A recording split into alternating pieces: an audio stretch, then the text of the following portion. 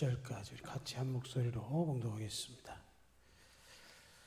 보라, 아버지께서 어떠한 사랑을 우리에게 베푸사 하나님의 자녀라 일컬음을 받게 하셨는가. 우리가 그러하도다. 그러므로 세상이 우리를 알지 못함은 그를 알지 못함이라. 사랑하는 자들아, 우리가 지금은 하나님의 자녀라. 장래에 어떻게 될지는 아직 나타나지 아니하였으나 그가 나타나시면 우리가 그와 같을 줄을 아는 것은 그의 참모습 그대로 볼 것이기 때문이니, 주를 향하여 이 소망을 가진 자마다 그의 깨끗하심과 같이 자기를 깨끗하게 하느니라. 죄를 짓는 자마다 불법을 행하나니 죄는 불법이라. 그가 우리 죄를 없애려고 나타나신 것을 너희가 아나니 그에게는 죄가 없느니라. 그 안에 거하는 자마다 범죄하지 아니하나니 범죄하는 자마다 그를 보지도 못하였고 그를 알지도 못하였느니라. 자녀들아, 아무도 너희를 미혹하지 못하게 하라. 아멘. 7장 상반절까지만 보도록 하겠습니다.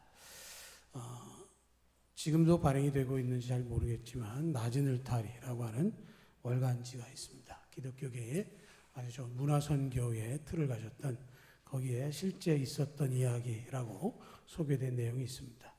어느 시골에 공부를 잘하는 소녀가 있었습니다. 집안이 무척 가난해서 집에 오면 공부할 시간은 없고 엄마를 도와서 농사도 도와야 되고 엄마가 늦게 돌아오면 밥도 해야 되고 청소도 해야 됐습니다. 공부할 양은 다른 애에 비해서 작았지만 특별히 시험을 치르면 늘 1등만 했습니다. 부모도 딸 아이가 공부를 잘하는 좋은 머리 갖고 있다는 걸 알았지만 가정 형편도 그렇고 또 그 당시에 시대적인 관점에서 여자가 공부해서 뭐하냐라는 생각에 초등학교를 마친 아이를 서울의 병원장이 있는 집에 가정부로 보내게 됐습니다. 그래서 어린아이가 그 집에 가서 열심히 최선을 다하고 성실하게 청소도 하고 설거지도 하고 하게 되는 것을 보고 그 병원장도 이 아이를 자기 딸처럼 귀하게 여겨주었습니다. 그렇게 해서 한 10여 년 정도 시간이 지났는데 어느 날 그 집의 아들이 이 여자에게 정식으로 청혼을 했습니다. 상상할 수 없는 그림이 자기에게 펼쳐진 것이죠. 자기는 생각해도 못했던 그 일. 아버지는 병원장이고 아들은 의대생인데 자기는 초등학교만 졸업해서 어떻게 그럴 수 있을까라는 생각이 들어서 이건 너무 과욕이다 싶어 그 집을 나오려고 했는데 그 병원장 부부가 앉혀놓고 이야기를 합니다. 처음에 나도 아들이 그런 얘기를 했을 때는 이게 청년의 치기라고 생각을 해서 받아들일 수 없었는데 진지하게 그 얘기를 듣고 보니 너를 단순하게 그냥 치기 여긴 마음이 아니라 진실로 사랑하는 것을 알게 돼서 네가 청혼을 받아주고 네가 내 아들과 결혼해서 우리 집에 며느리가 되었으면 좋겠다. 그렇게 얘기를 합니다. 그래서 그 집에서 결혼식을 진행하고 며느리가 되어졌습니다. 그러면서 시부모들이 부탁하기를 이제는 옛 생활, 옛 생각 벗어버리고 이 집의 며느리요, 내 아들의 아내로서 당당하게 살았으면 좋겠다. 그렇게 얘기했고 결혼 후에 남편이 격려하는 것을 통해서 중학교와 고등학교 그리고 검정고시 다 마치고 나서 간호학을 전공하는 대학생이 되었다라고 하는 이야기가 낮은 울타리에 있습니다. 그 얘기 속에서 분명한 것은 예전에 내가 어떠했든지 형편과 처지를 넘어서서 하나님의 자녀가 된 것에 대한 말씀을 하고 있는 것이죠. 정리를 해보면 하나님의 자녀가 될 수 없는 사람이 하나님의 자녀가 되었다라고 하는 것이고 또 하나님의 자녀가 된다라고 하는 것은 어떤 자격 조건을 갖췄기 때문에 되는 것이 아니라 하나님의 사랑에 의해서 이루어지는 것이고 그렇게 해서 내가 하나님의 자녀가 되었다면 거기에 합당한 삶을 사는 것이 마땅하다라고 하는 것이죠. 오늘 본문도 보면 2절에 사랑하는 자들아 우리가 지금은 하나님의 자녀라 하는 이야기를 하고 있습니다. 지금은 하나님의 자녀라 하는 말은 과거에는 어떠한 존재였든지 간에 그것과 상관없고 지금 현재 너의 신분은 하나님의 자녀다라고 하는 이야기를 하고 있는 것이죠. 이 사도 요한이 글을 썼던 초대교회 시대에 교회의 구성원 대부분은 사회적인 약자들이 많았습니다. 특별히 노예 출신들이 많았고요. 가난한 자, 서민, 사회적인 권위나 능력을 갖지 못한 사람들이 대부분이었습니다. 그런데 그들을 향해서 지금은 너희가 하나님의 자녀다라고 하는 것은 그들의 가치를 높이는 것이고, 예전에 어땠든가 관계없이 어떤 모습으로 살아왔든지 관계없이 하나님의 자녀가 되는 믿음을 가졌다는 것을 이야기하는 것이죠. 영화 배너를 보면 배너가 노예로 팔려갑니다. 로마 군선에 노를 젓는 배 밑바닥에 있는 노예가 되어졌죠. 그런데 바다에서 전투를 벌이고 극적으로 승리하고 사령관의 생명을 구한 후에 이 배너는 사령관의 양아들이 됩니다. 그 전에 배를 졌던 노예였던 것과는 상관없습니다. 그의 손에 그의 아버지의 인장이 박힌 반지가 끼어지는 순간 그는 사령관의 아들이 되어졌고 그는 놀라운 변화를 겪게 되어집니다. 감히 접근할 수도 없었던 예루살렘의 총독이었던 빌라도에게도 가서 면담도 하고 많은 사람들 앞에서 권세를 누리게 되어졌습니다.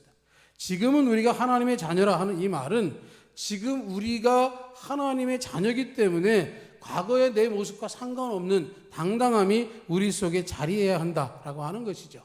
지금은 우리가 하나님의 자녀다라고 하는 말을 들을 때 그 말이 우리 앞에 감격으로 다가와야 하는 것이죠. 세상 사람들은 이 사실을 잘 알지 못합니다. 하나님의 자녀가 무엇인지도 모르고 하나님의 자녀가 되었다라고 말하면 그것이 뭐 대단하냐라고 하는 반문을 할 수도 있습니다. 그들이 하나님을 모르기 때문에 그런 것이죠. 하나님의 자녀가 된다라고 하는 말은 하나님께서 주신 사랑의 열매를 누리게 되어지는 것입니다. 1절을 보면 보라 아버지께서 어떠한 사랑을 우리에게 베푸사 하나님의 자녀라 일컬음을 받게 하셨는가. 우리가 그러하도다. 그러므로 세상이 우리를 알지 못함은 그를 알지 못함이다 라고 이야기를 합니다. 우리가 지난 사순절과 부활절을 통해서 하나님께서 우리에게 베푸신 사랑에 대해서 확인을 했습니다. 하나님의 사랑은 죄 가운데 죽을 수밖에 없는 우리를 위해서 그 아들 독생자 예수 그리스도를 보내셨습니다. 그분이 오셔서 우리의 죄를 대신해서 십자가에 달려 죽으셨고 3일 만에 다시 살아나셔서 부활의 첫 열매가 되셔서 우리에게 죽음으로 끝나지 않는 부활의 첫 열매에 뒤이어 계속해서 부활의 소망을 갖게 하셨습니다.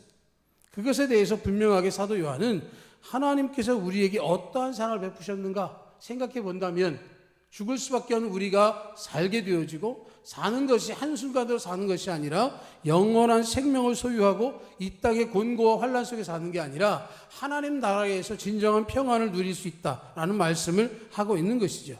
그래서 요한복음 1장에 보면 영접하는 자 곧 그 이름이 있는 자들에게는 하나님의 자녀가 되는 권세를 주셨으니 이는 혈통으로나 육정으로나 사람의 뜻으로 나지 아니하고 오직 하나님께로부터 난 자들이다 라고 말씀을 합니다.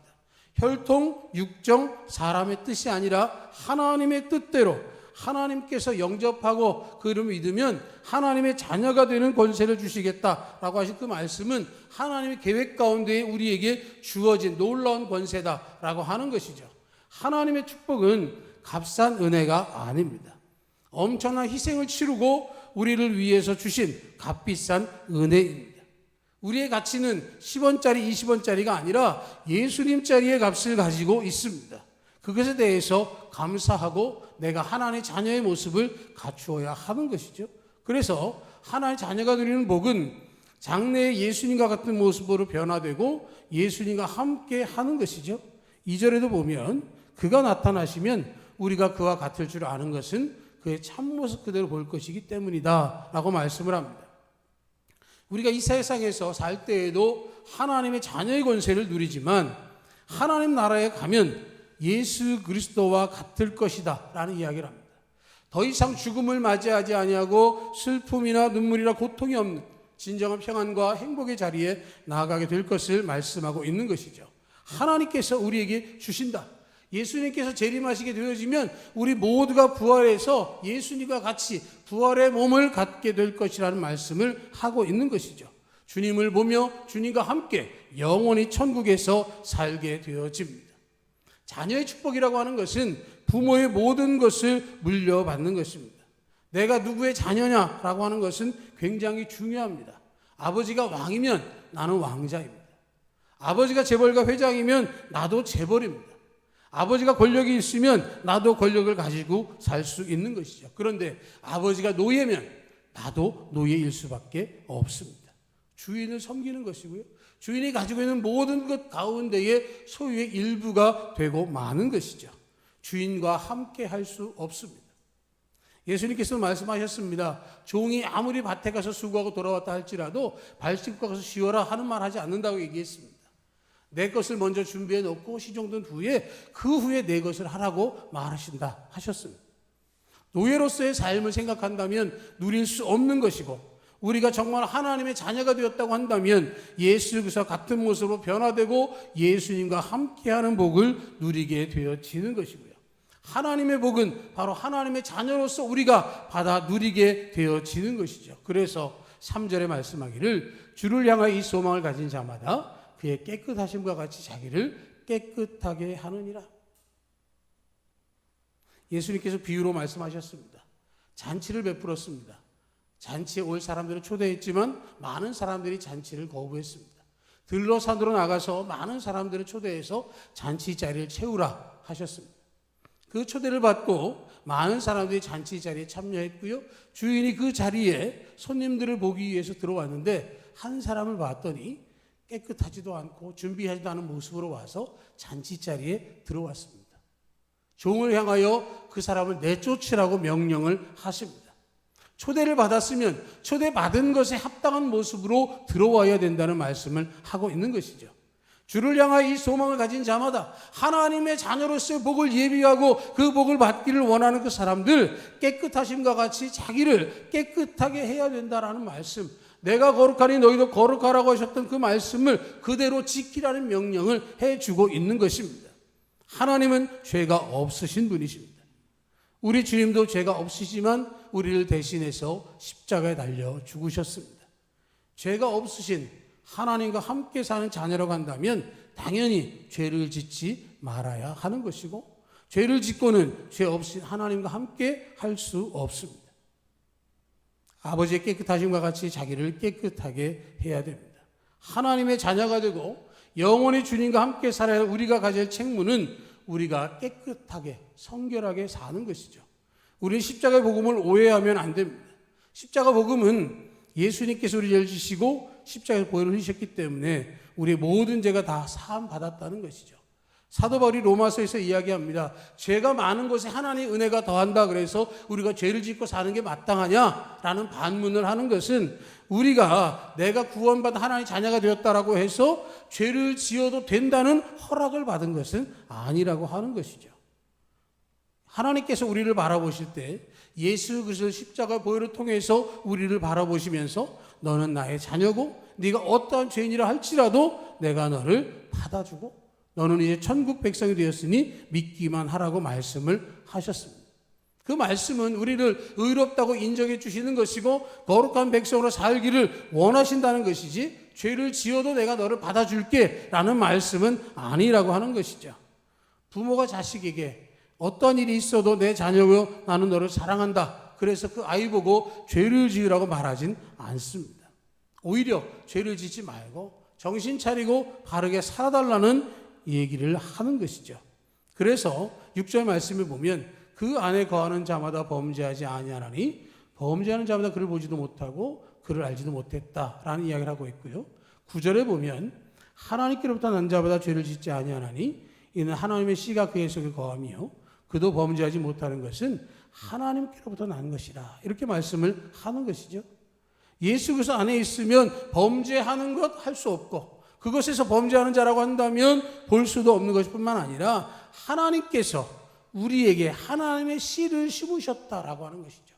씨가 심겨지면 싹이 나고 자라나면서 그 씨가 무엇인지의 정체성이 분명하게 드러나게 되어지는 것처럼 내가 내 안에 그리스도, 내 안에 하나님이 계시다고 한다면 내 삶에서의 죄의 모습은 반드시 벗어버리고 뽑아버려야 된다는 말씀을 하고 있는 것이죠.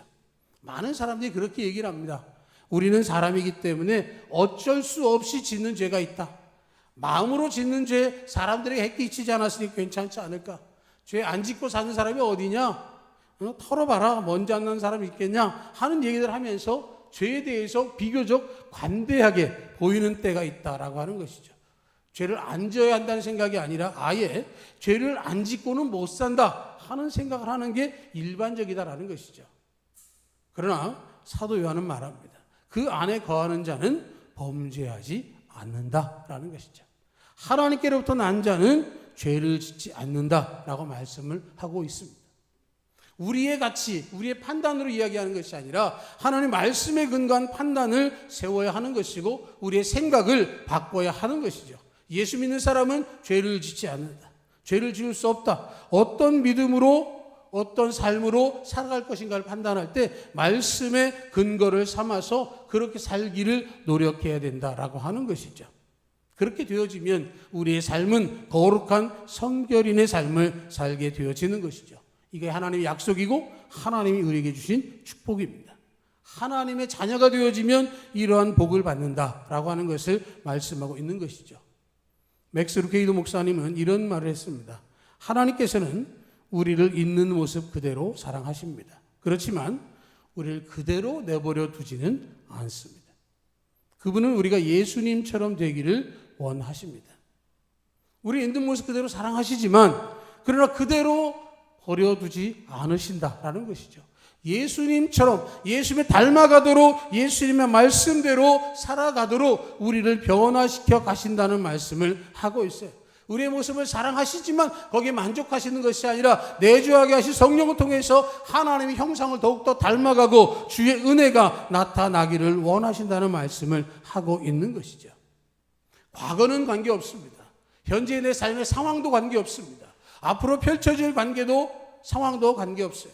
오직 우리가 지금 하나님의 자녀이기 때문에 하나님의 형상대로 믿음을 지켜나갈 때 하나님께 주신 은혜와 복을 누리고 하나님의 은혜 가운데 믿음의 역사를 이룰 수 있는 모두가 될 수 있기를 주님의 이름으로 축복합니다. 아멘. 하나님 아버지,